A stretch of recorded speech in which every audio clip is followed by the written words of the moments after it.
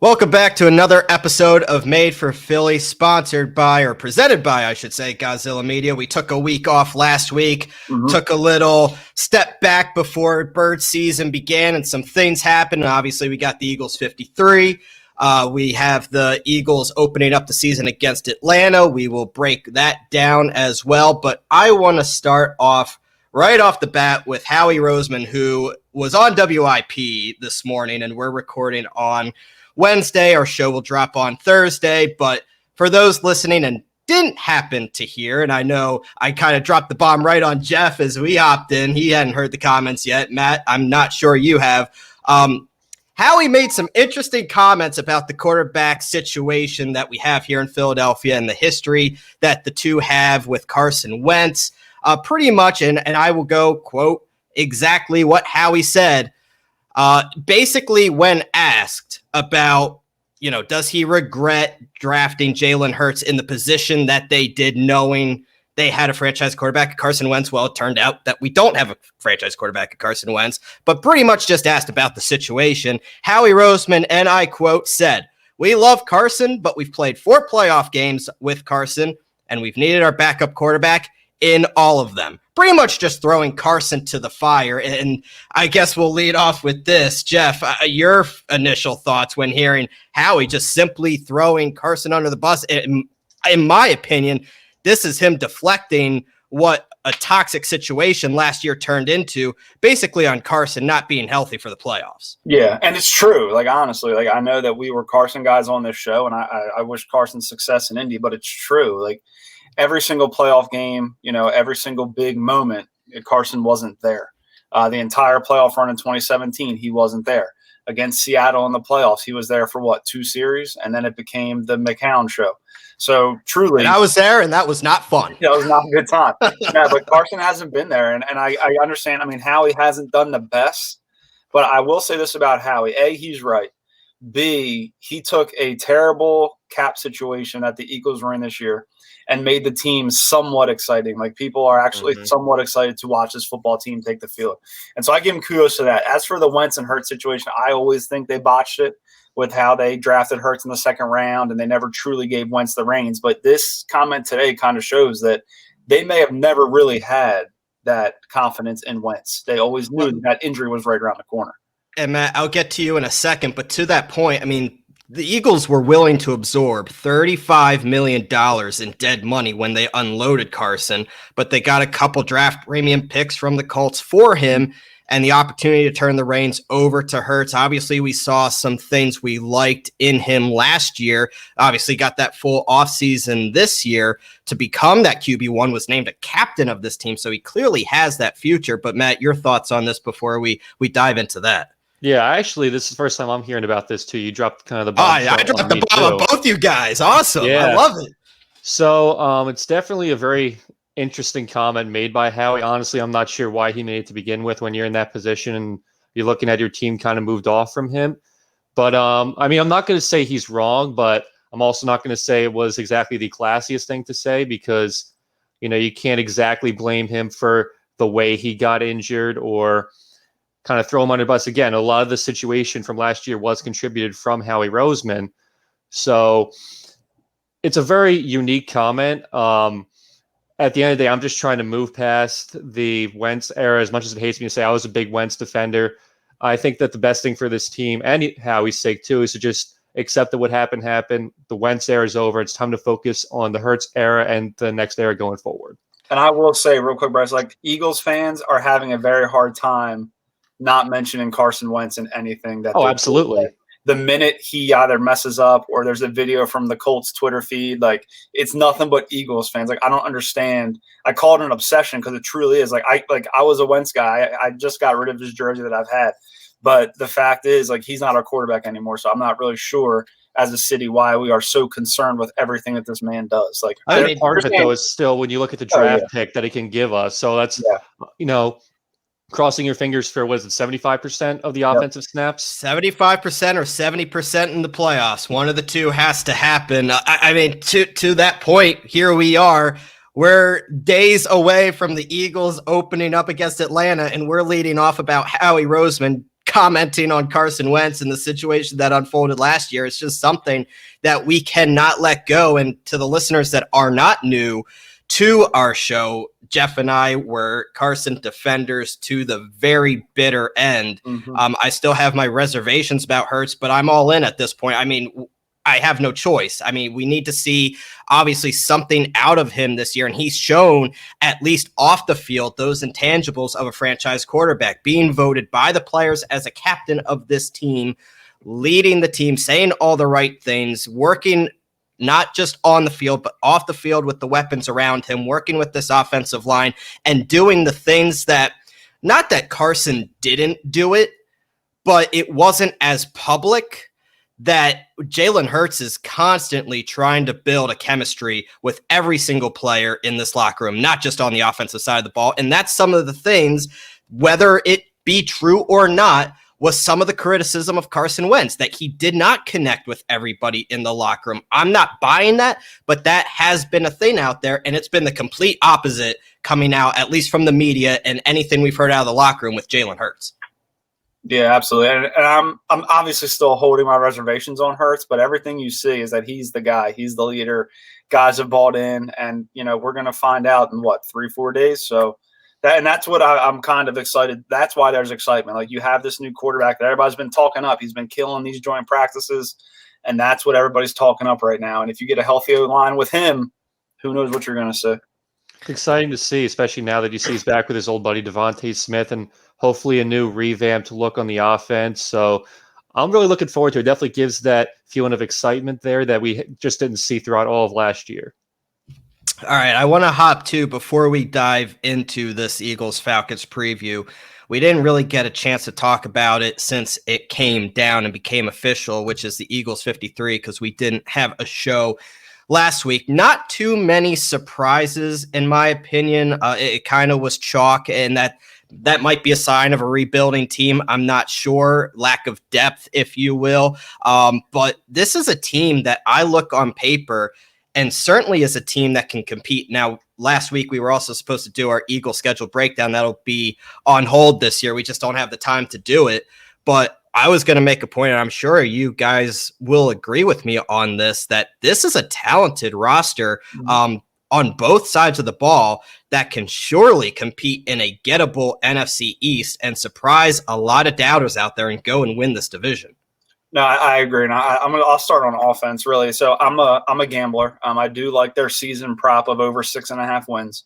I think that's pretty attainable for this team. And the reason, I think it starts up front with this O-line. If this O-line can stay healthy, and people ripped Carson last year, I get it. But the guy had, I think, 12 different O-line combinations in as many games. He barely played with the same offensive line week in and week out. And that's where it starts. If you look at that 2017 team, they had those main pieces of that offensive line healthy. And that's what they need this year. And I know Hurts is going to be under the gun a little bit looking. People are going to be criticizing every single move he does. But if he has a healthy O-line with a good running back in Miles Sanders and good enough wide receivers, I do think this offense is going to be successful. But like I said, it really starts with the health up front. Looking at Brandon Brooks, I love the guy to death, but he hasn't been able to stay healthy recently. Jason Kelce's popped up on the injury report again today. Yeah. So like I said, you need a healthy O-line. That's where it starts. And as for it relates to the offensive side of the ball, I'm excited to see some of these young running backs. The kid out of Memphis, Gainwell, is really somebody that turns my head. You're going to see him get touches. You saw Jordan Howard he was released, but now he's back on the practice squad. It looks like he may be active for week 1. But I think you're going to see this team start to go with some of these younger guys. Look at these young receivers, Watkins, Rager, Smith. Those got to be your core 3 receivers. Bring them up with Jalen Hurts. And if it is a rebuild, but you're still competing, make it that. Don't try to, go off the path like we've tried to do in the past. Yeah, I agree with that. Stick to the game plan you have going in. And I think Watkins might be the most exciting person aside from Jalen Hurts, like for me, that I want to see in this opening game, because he showed a lot of flashes in the preseason. You've heard all the stories saying that he was debatably the best receiver in camp. So if you can get that big jump from him out of a 6th-round pick and pair him up with Devante, who's probably going to have a slow start, in my opinion, given that he had limited preseason playing time. And then you look at the defensive side of the ball. It's a quietly potentially elite defense when you look at the addition of Nelson. You get in Fletcher Cox and that huge defensive linebacker. The linebacking core seems like it finally got just that little bit of attention that we've been waiting for the past 3 or 4 years. So there's way more talent on this squad than people realize. Yeah, I'm looking for it. We'll start on the offensive side of the ball, and I agree with you, Matt, on the defensive side as well. But on the offensive side, this is an offensive line that really, outside of Mailata, had a significant role in that Super Bowl run back in 2017. I mean, you still have Kelsey at center, you have Brooks at right guard, you have LJ at right tackle, you have Sayamalo now at left guard, and then now Mailata, who I think was clearly the clear front runner to win that left tackle job. Andre Dillard ends up being the backup. I was kind of surprised that he wasn't traded, but nonetheless, there's also depth on this line. It's good to see Landon Dickerson on the practice field as well. And as bad of a situation as it was last year, a lot of these guys that are behind the starters got those reps, and you could see that they learned a lot from that because they looked overall pretty good in the preseason. Nate Herbig looked good. Dillard, obviously, we didn't see much of, but Brett Toth, I was intrigued about as well.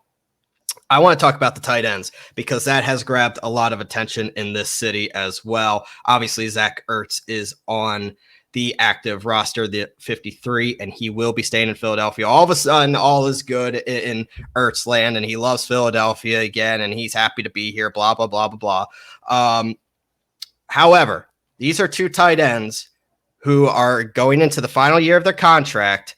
Dallas Goddard has already come out and said he was surprised that he didn't get an extension. This is something to be mindful of. Now, do I think Howie Roseman in his right mind would let Dallas Goddard hit the open market? No. But after seeing Mark Andrews' 4-year extension, Goddard is in line for a hefty payday, and I'm not sure how he played this exactly right. But I also don't know if Goddard's worth that healthy extension. Like, Goddard's good for sure, don't get me wrong. But like, I see those big numbers, and I kind of look at production lately from Goddard, and I don't see a big contract, especially with the emergence of Tyree Jackson, who apparently has had a great camp. Obviously, he's hurt right now, but he's a big body who flash. And and trust me, the Eagles have always had good tight ends, but I don't know if they're going to pay him, if they're going to break bank, unless he really performs this year like he can. And that's what they may be doing. I think right at the end of the day, I don't think Howie's going to let him go. I think they just may be, trying to make it more incentive based, see what he does this year. If they're going to break bank, you got to perform a little bit, and that's what he's going to have to do, because Ertz, like you said, for now he's here, but he's a guy, if they come out of the gate, 3-5, 3-6, come that trade deadline, he's gone. So if you're going to be that guy and you're going to get paid, you got to play like that guy. As much as I hate to admit it, I do believe that this is, without a doubt, Ertz's kind of swan song, at least with Philadelphia. And, I think the smart thing is honestly to make Goddard tight end 1 right out of the gate, because Ertz, one, just didn't look like himself at all last year, so you got to wonder if age is starting to become a factor, or just what his situation is. And you really have to know if Goddard's going to be your franchise tight end in the future, because the Eagles really do value their tight ends. Granted, they play a lot of times with 2 guys on the field, but this is a real make or break year. He looked pretty promising. It seems like every time you needed a big catch, he was there to make it, but you really want to see him do it over a 16-game span at an elite level. Yeah, he kind of took the words right out of my mouth. In a way, as much as it was going to be kind of shitty to see Ertz go, I kind of wanted him to go at the same time, because I wanted to see if Dallas Goddard was worth the contract that we just talked about, that we don't know if he's going to be worth. And Ertz is going to be taking just enough snaps and just enough targets away from Goddard that I don't even think we'll have that answer if Ertz stays here all year. So it's really kind of that catch-22 with Goddard and Ertz.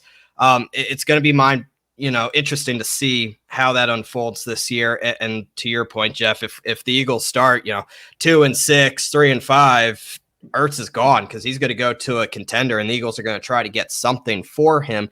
I'm surprised he ended up staying here in Philadelphia, but nonetheless, I do think in the short term that does help the offense, gives Jalen Hurts that safety blanket and somebody that he can trust in big downs, 3rd and short.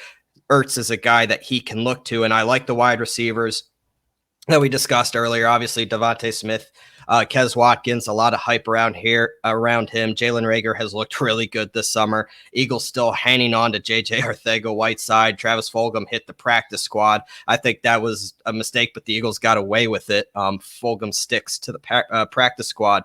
And then the running back room, Miles Sanders, I think, is primed for a breakout year.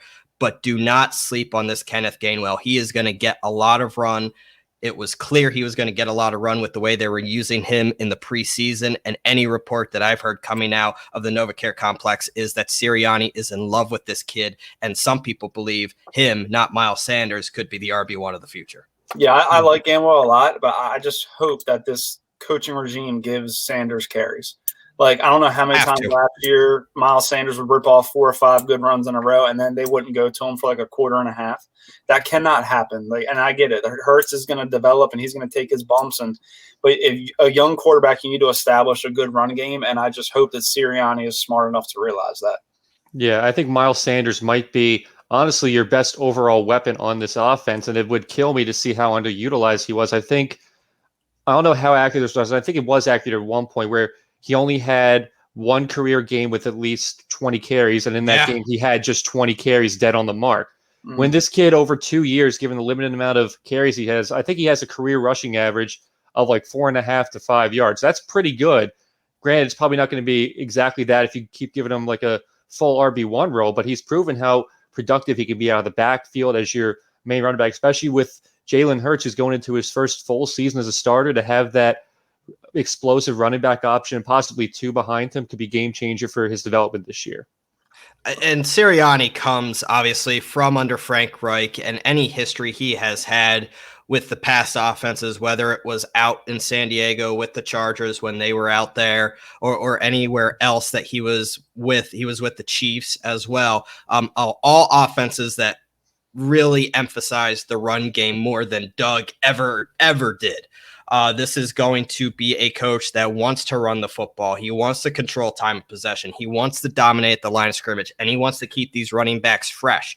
You're going to see a lot of Miles Sanders, but you're also going to see a lot of Kenneth Gainwell and Boston Scott. And it sounds like Jordan Howard is one of those practice squad guys that he will be promoted almost every game day. From what it sounds like, he's kind of on that emergency practice squad promotion deal that the NFLPA approved again for COVID this year.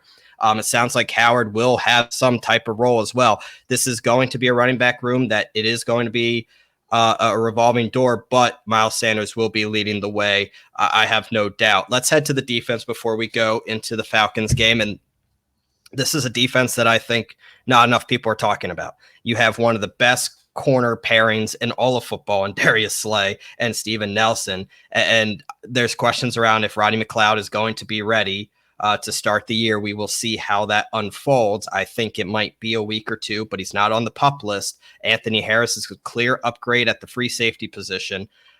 This is a secondary that can lock down wide receivers and allow this pass rush to just hound the quarterback and force havoc in the backfield. Yeah, and again, like I said with the offense, it starts up front, right? So it doesn't matter who you have at corner. If your defensive line gets the pressure, you just have a corner who's an NFL caliber. They're going to make plays if your D-line can get to the quarterback. Time and time last year, again, we saw these 3rd and long situations where the D-line couldn't get to the quarterback, and then the secondary struggled. I'm excited for Gannon, the new DC. I am no longer having to watch the Sticks defense.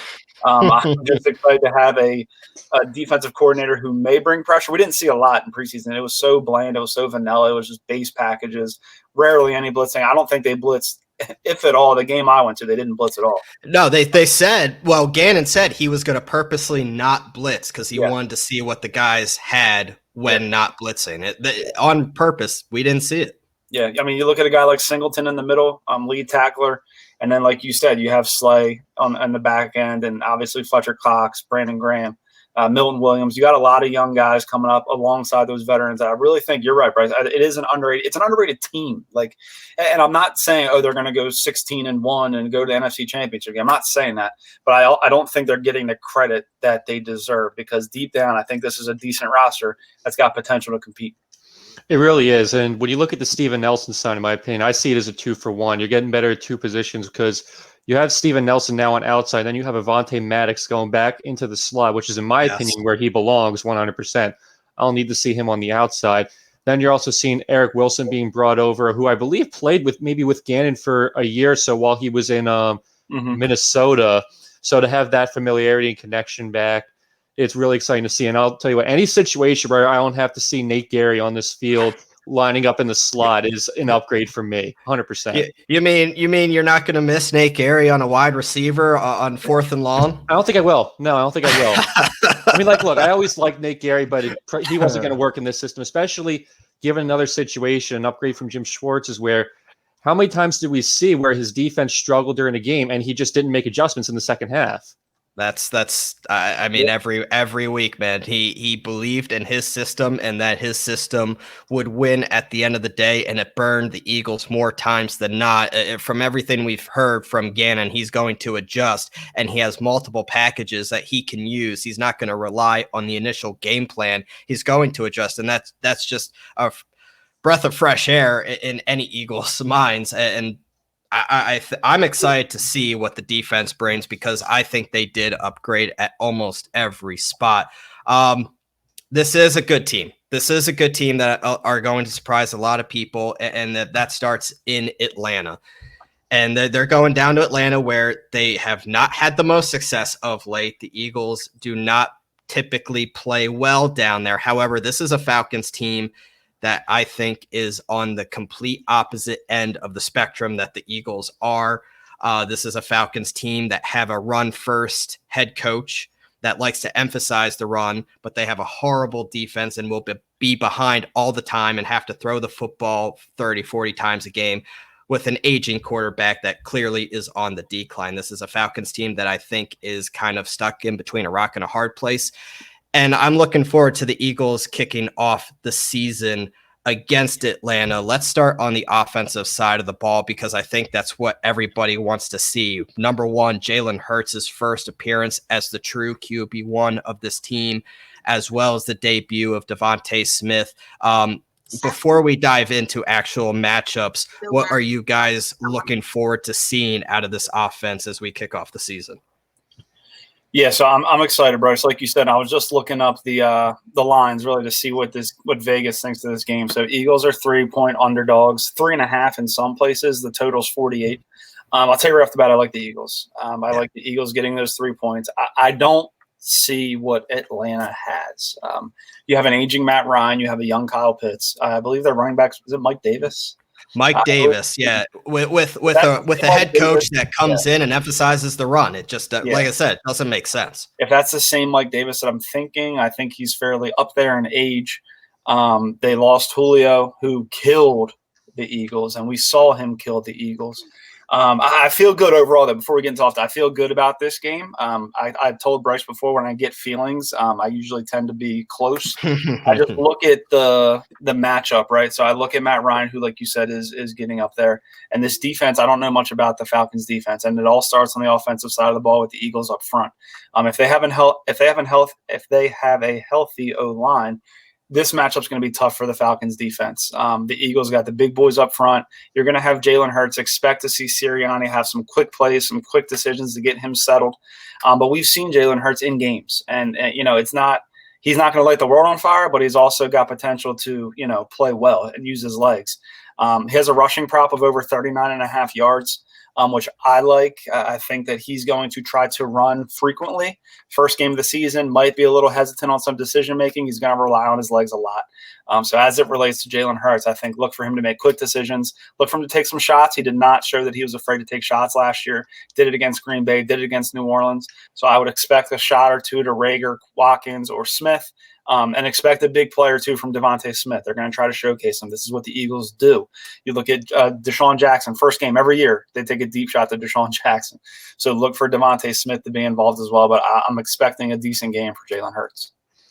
Yeah, I think the biggest thing for me to see for an Eagles win, which I like the Eagles in this game too. I think the biggest factor it comes down to is going to be their defensive line to get pressure, to one, slow down the run game for their run-heavy coach, and to hit Matt Ryan, get him frazzled up, because he's not his MVP self anymore. He is getting up there in age. And then when you look at how much Sirianni really did play reserved offense in the preseason, he hasn't really shown his full deck yet. So I think you're going to have a little bit of early luck for him. As much as I hate to use the word luck, I think it's going to be a situation where the NFL and the Falcons haven't seen his full-on offense yet, so they don't know exactly what he has up his sleeve. So he'll be able to kind of be half a step ahead of their defense, hopefully. And then I think Jalen Hurts, I'm not much of a sports bettor, but I say bet the over for his rushing yards. I think you're going to see a lot of options early with him, Sanders and Gainwell, possibly even some triple options here and there. So I think you're going to see a lot of the run to set up the pass in this game.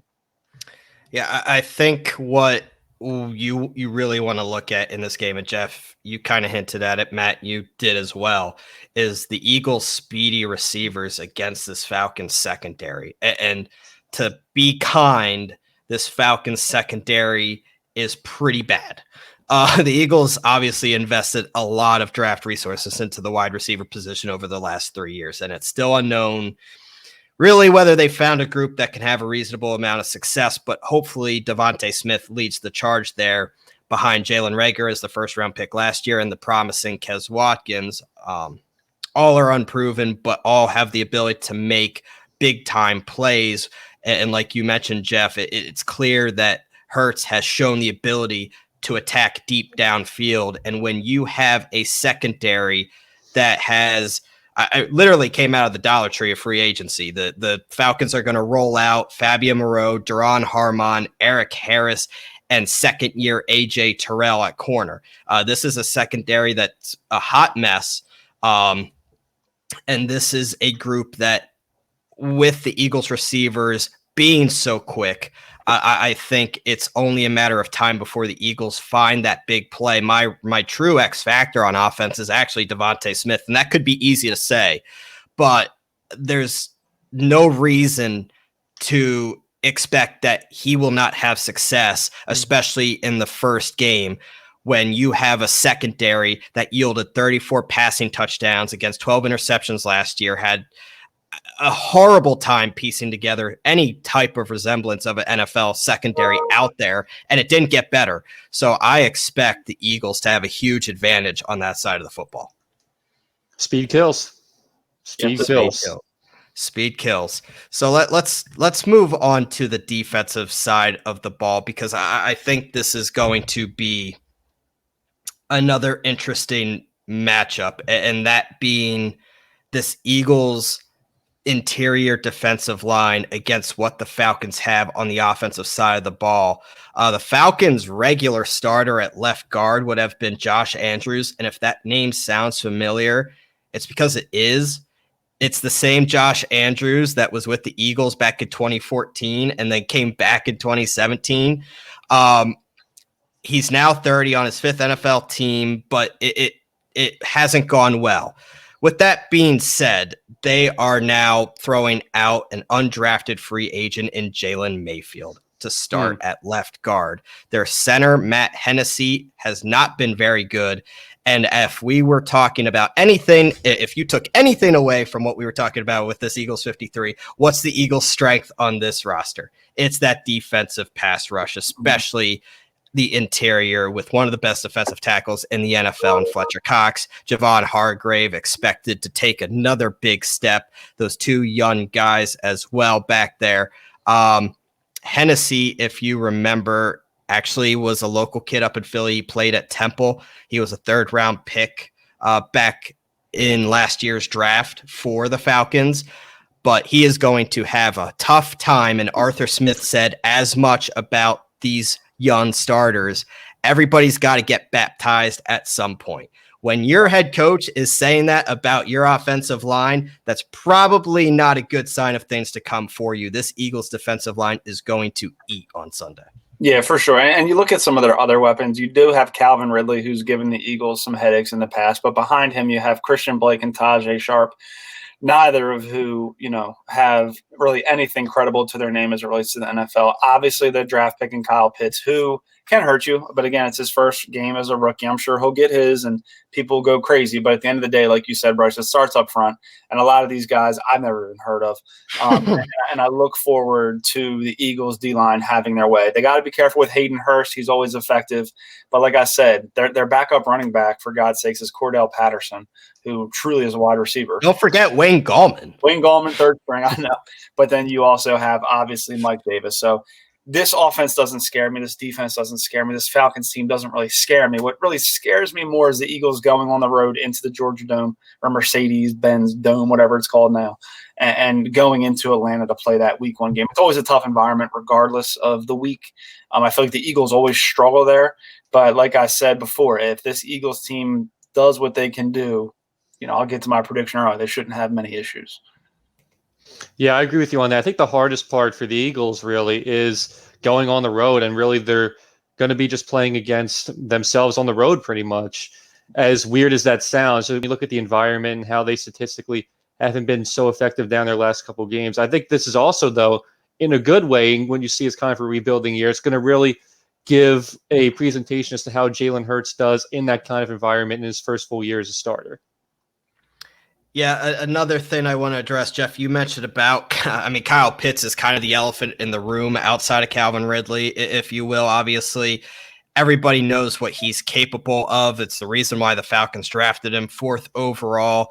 Keep an eye on the linebackers. And we talked about the Eagles finally addressing the linebacker spot. Now, Kyle Pitts, I get, is more of a wide receiver, and you probably will see him outside a lot.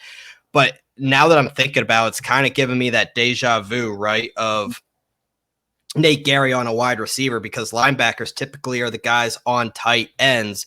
And it's weird writing that, when you're talking about matchups, that guys like Alex Singleton and Eric Wilson might be in charge of making sure Kyle Pitts doesn't do whatever the hell he wants in the intermediate routes. When it comes to anything deeper, this could be an early test for Anthony Harris to show his worth and why the Eagles went out and got him. Brian Johnson, who's the quarterback's coach for the Eagles, obviously has a lot of history with Kyle Pitts. Sirianni said as much, that he's been kind of giving them pointers onto how to defend him. They watched all the college tape, and obviously this is a guy that it is just a matchup nightmare. If Ridley is not going to be the guy to beat you, Kyle Pitts very well could be. Yeah, but that's, you look at all these other weapons that the Falcons have, they should be able to focus more on Kyle Pitts. Like, you can't let Calvin Ridley beat you by himself and Kyle Pitts beat you by himself, but these second string, third string guys who are going to see time, your main focus has to be the weapons offensively for the Falcons has to be Ridley and Pitts. And I think that's pretty clear. Yeah, in my opinion, Pitts was, the second best prospect in the entire draft behind only Trevor Lawrence. And I think priority 1 is obviously going to be Calvin Ridley. And as worried as I am about Pitts, because it sounds like the story where in his first NFL game, the Philadelphia native dominates, the Eagles. But you also have to understand it's his first NFL game and a new offense in the NFL. So you have to think, he's still going to have some rookie moments, and he's going to be containable like any other player is. Yeah, this is going to be an interesting game for sure, and let's get right to it, because I think we've all been hinting at it all show, but we'll get it to pen to be put on paper now. Prediction time. It's our first prediction of the 2021 NFL season. Boy, it feels good. I think outside of last year, Jeff and I always said we were always very, very close to being right. Last year, I'm just going to call it an outlier and throw it out the window because last year just sucked. But typically, we've been spot on with these. Jeff, I will give you the honors. This is your show. This is your baby. What's your prediction for week 1, Eagles down in Atlanta? I've passed the baby to you, Bryce. It is now your child. The child has grown up. You're too kind. Yeah. Now, like I said, as it sits right now on the Barstool Sportsbook, Eagles are plus 3.5. I love that. I think the Eagles went outright. It's a plus 140 money line. I just think, like you said, I think the Eagles have too much for them up front in the trenches. You look at this rookie free agent starting on their O-line. You look at he's going to be matched up potentially with Fletcher Cox or Hargrave. That has potential to be a nightmare for the Falcons. This Falcons team on paper doesn't jump out and scare me. I say that now. We could be talking about a loss next week. But I think that this Eagles team is going to come out and play well. They're not going to light the world on fire, but I think they're going to play well. I think you're going to see a very good game called from Sirianni, keeping Hurts amongst themselves, giving him a chance to run, giving him a chance to get outside the pocket, make plays, throw the ball. I like the Eagles here. I like them 31-21. The Birds move to 1-0. Very nice, Matt. I don't know if I'll say 31-21, but when you look at the overall situation, especially with the Falcons' battered up offensive line, I like the Eagles a lot in this situation. I get the feeling it's going to be the kind of situation where the Eagles have control and momentum most of the game, but they don't put it away till the very end. So they give us a little bit of a run for our money, make us sweat it out a little bit. I'll go with a 21-13 win. You know, this is kind of one of those Eagles games that, to your point, Matt, that it feels like they're going to be up a lot the entire game. But here we are, fourth quarter, and they're one possession up, and the defense is gassed. And obviously, Matt Ryan is throwing the football all over the field, and you kind of see it coming with Calvin Ridley and Kyle Pitts receiving and the whole 9 yards. You know how the story goes. We see it every single year. It doesn't matter who the head coach is. I kind of get that feeling again this week. I'm going to go Birds 31, Falcons 27. I feel like the Falcons are going to be on a fourth quarter drive, and it's going to be up to the Eagles defense to keep them out of the end zone. Luckily, they're going to be up 4, so the field goal won't cut it. Eagles defense will be able to do their job at the end and come out of Atlanta with a win. I don't know if it's a good thing or a bad thing, but all three of us picked the Birds, so either we're all going to be 1-0 or 0-1 to kick off 2021. Time will tell. It's going to be a fun game. I'm just excited for the Birds to be back, and it's going to be a promising season. We do have a couple minutes left, and there's two quick things I want to talk about. And I know I didn't really talk about it. It just depended if we had enough time. We do. We have about 10 minutes left or so. I want to talk about Ben Simmons, and I want to talk about, obviously it's become evident that he has no intentions of coming back to Philadelphia, and if they do not trade him, he will not report to training camp. We have all heard it before. At this point, guys, it kind of sounds like Ben Simmons has, I don't want to say won the situation, but the Sixers kind of seem like they overplayed their hand here. And I'm not so sure Daryl Morey is going to get what he wants or what we want, which is Damian Lillard, unless he comes out and says he wants out of Portland too, and the timing is right. It almost seems like it's going to be one of those situations where just get him out of here and be happy with what we get at this point. Yeah, I mean, you're going to start to see, and this is what I have my theory with Ben Simmons. First off, he's gone. He's not coming back. So if anybody thinks he's coming back, I mean, he might come back, but he's not going to play for this team. They might end up finding him, and he'll sit out, and eventually he'll go. But you're starting to hear a lot of news from his camp, which we hadn't heard before. We heard a lot from the Sixers, sources say close to the Sixers, XYZ. Now you're starting to hear a lot of Ben's camp. And what I think that means is Ben's camp is trying to jockey for a trade to where he wants to be. If I'm the Sixers, I'm playing hardball. Like, he's got 4 years left on his max deal. He already wants to leave. You do not have to cater to this dude at all. Nope. And I think that he knows that a trade to a team that he does not want is on the horizon. And that's why he's starting to come out and talk this nonsense about he can't control his trade value. And he wants to play for all 31 teams except for the Sixers. It's all positioning. I think that the Sixers need to stick to their guns and let Rich Paul know who's in charge of the situation. Rich Paul tried to throw Tyrese Maxey in the mix for some reason. That came out of nowhere for me. I mean, he's going to potentially be the starting point guard of this team, and that's your client, and then you're going to try to throw him into the Ben Simmons drama when he's fine. Like I said, I think this is going to end ugly. I don't think Ben's with the Sixers. I think Ben's scrambling right now trying to get a trade to one of those California teams. It's not going to work. So I really would not mind seeing him shipped off to like Oklahoma City or Cleveland or a place where he just truly doesn't want to be. At this point, yes, I care who we get back. Like, I think they're going to get back in a decent package because, you should for a player like Ben, regardless of jump shot status. But I think that something's going to happen soon for sure. Yeah, I wouldn't mind seeing him being moved as soon as possible. I mean, it does irritate me to hear him talk about how he wants to move out to California and Now his agent's allegedly thrown Maxey, who's only 20 years old and going into his second year as an NBA player. So, I wish he would have left him out of that. But if you're Ben Simmons, beggars can't be choosers. And if you're going to request a trade with 4 years left on your max contract, you got to just suck it up and play where we send you. And I think at this point, it's looking more and more like Damian Lillard might end up staying in Portland, at least for a good portion of next year. So I think two options for me to keep in mind out is a California team, but it's probably the last one he wants to go to, which would be the Sacramento Kings. When you think about Buddy Hield, De'Aaron Fox down there. And I think another underrated team would be the Cleveland Cavaliers, like you just said, Jeff, to pick up Colin Sexton, who has had some alleged drama about him as a team player, but that's a bridge we can cross when we come to it when you look at the Ben Simmons situation. So they'll definitely still get something for him as the tensions continue to rise, but you might not see that, quote, Harden level return that Maury quoted about earlier in the summer. Typically, when you think that when a player comes out and says he's going to sit out, I refuse to go to camp, that typically hurts his own trade value. We kind of saw it with Harden, and a lot of people are relating this to Harden. Did Morey overplay, kind of like what Houston did with Harden? There's also the idea that he could play that value back, right? If he comes in and goes out on the floor beating up on some cupcakes, shows everybody what he has, maybe the Sixers can flip him mid-season, but that doesn't sound like that's going to be the case with Ben.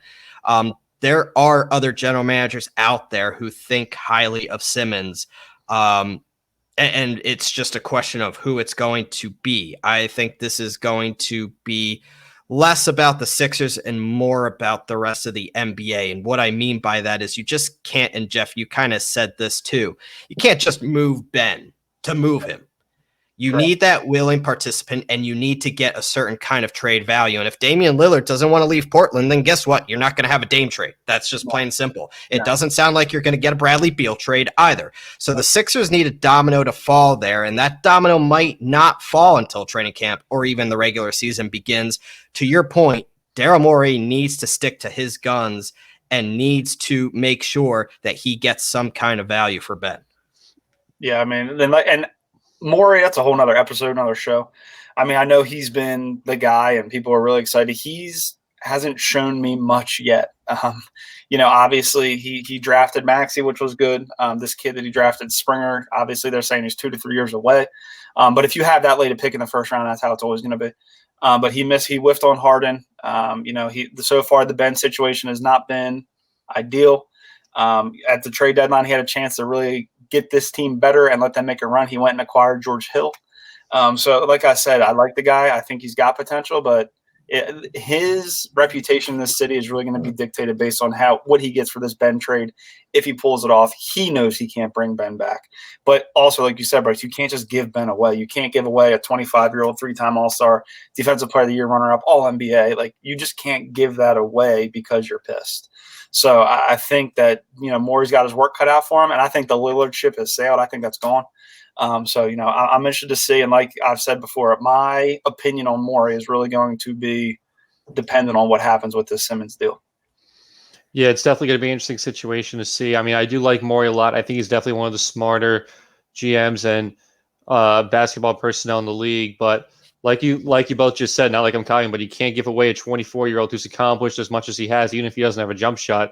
Doesn't change the fact that he's one of the best defenders in the NBA, still has room to develop. So you definitely want to make sure you do your due diligence. And even if that means going into the season a little bit, so be it. If it means you're going to be getting the best possible return back for him.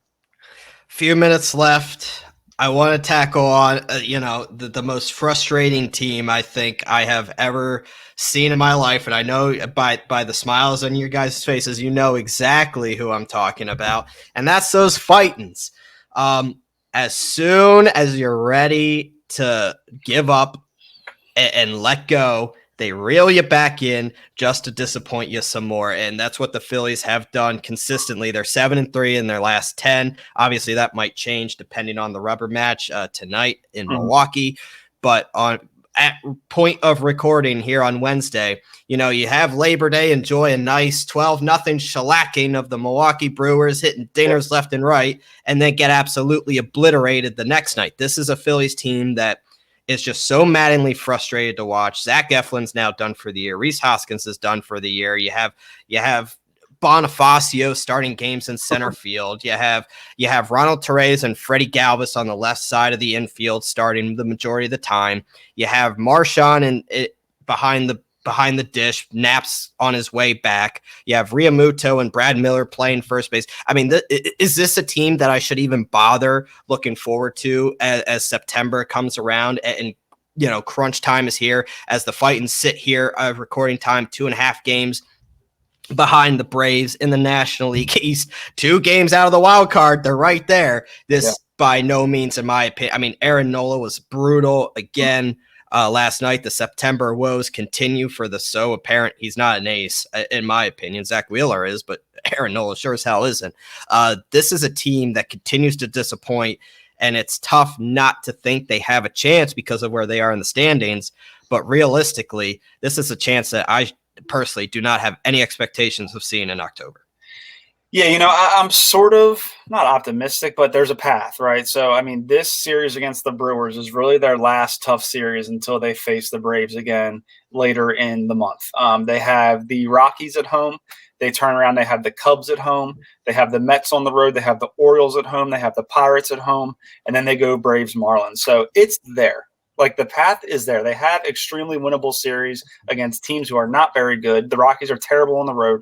The Pirates are bad. The Orioles are bad. The Marlins are bad. They own the Phillies. So, like, this Phillies team, if they want to win ball games, they're there.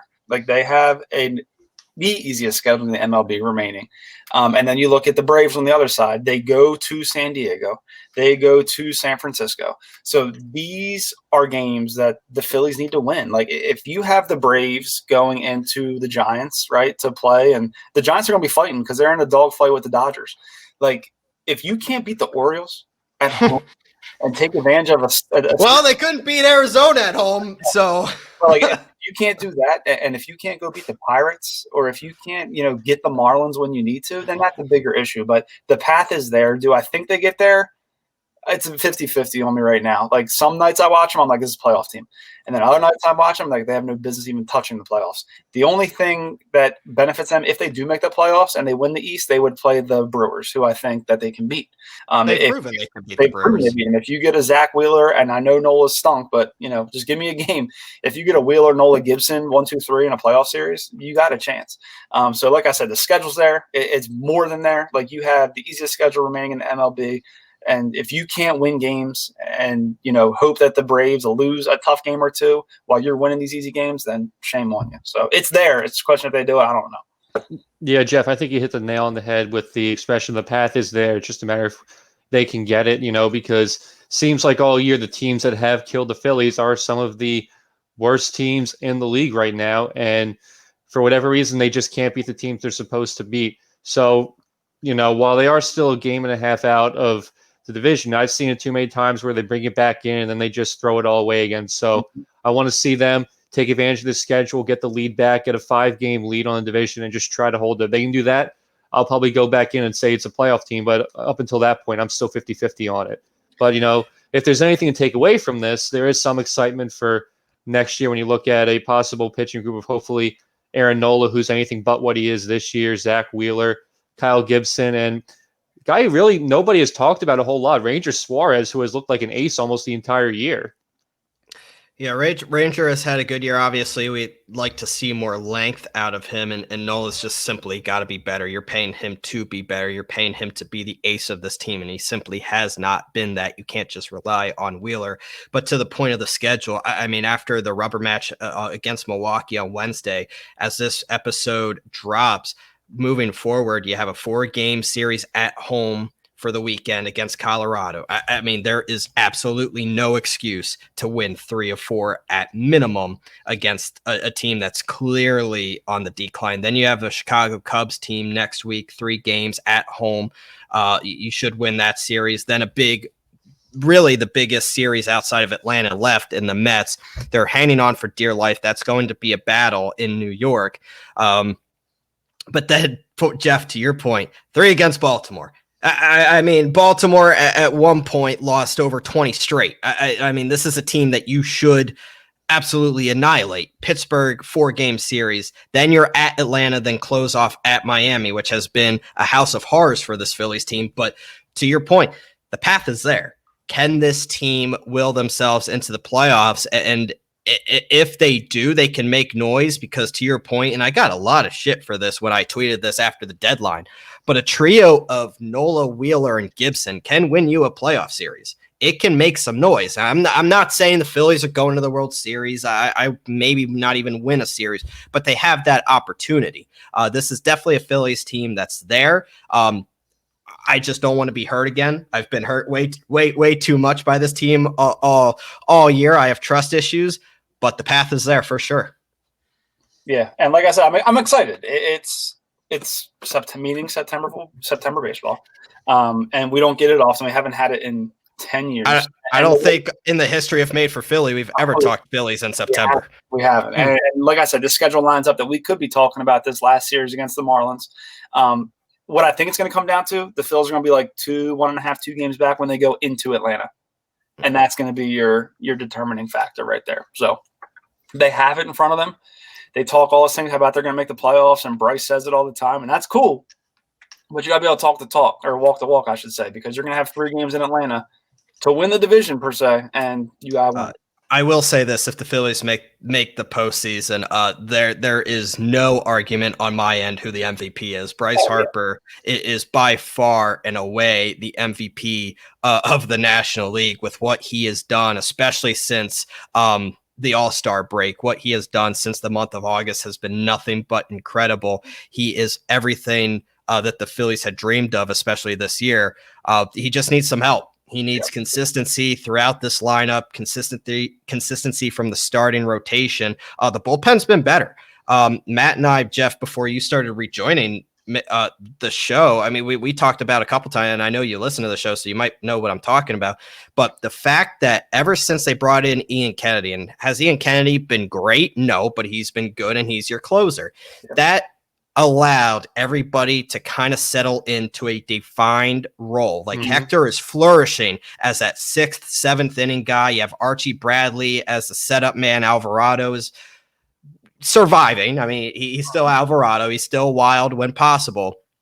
But this is a bullpen that's been much better really since the trade deadline. And that's something that just, I mean, it through the first half of the season and obviously all of last year has been the talking point about how brutal it was.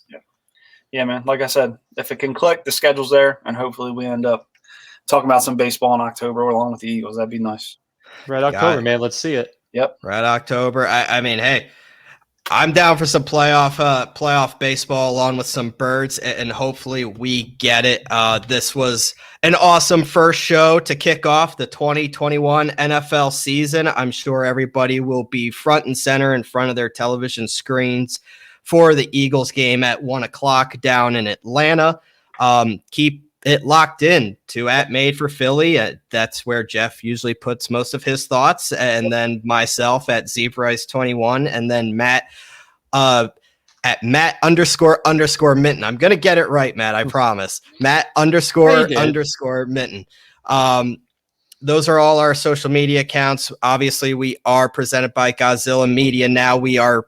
Every episode, this episode and every episode is on Spotify, Apple, and YouTube. So depending on what platform you prefer, we are there, and we are going to get bigger and better, especially as the fall comes around. Now that it's football season, you can expect more very good, wholesome content with the birds, and hopefully some playoff baseball with the Phillies, maybe some updates with Ben Simmons as well. And the boys in orange and black are right around the corner as well. So good things coming. It's that busy time of year. We got past that summer lull. Hard to believe summer is gone, but here we are, and it is bird season. I will throw in that Penn State is 1-0. Thank you. Yes, thank you. They're 1-0, impressive win out in Camp Randall. I just had to throw that in there. But no, thank you guys for joining me as always. And thank you for all our listeners tuning in. Make sure you rate, comment, subscribe, give us all that good feedback, because we will use it to make this show even better. For Matt and Jeff, I am Bryce. This was Made for Philly, presented by Godzilla Media. Go Birds, ring the bell. We will see you next week.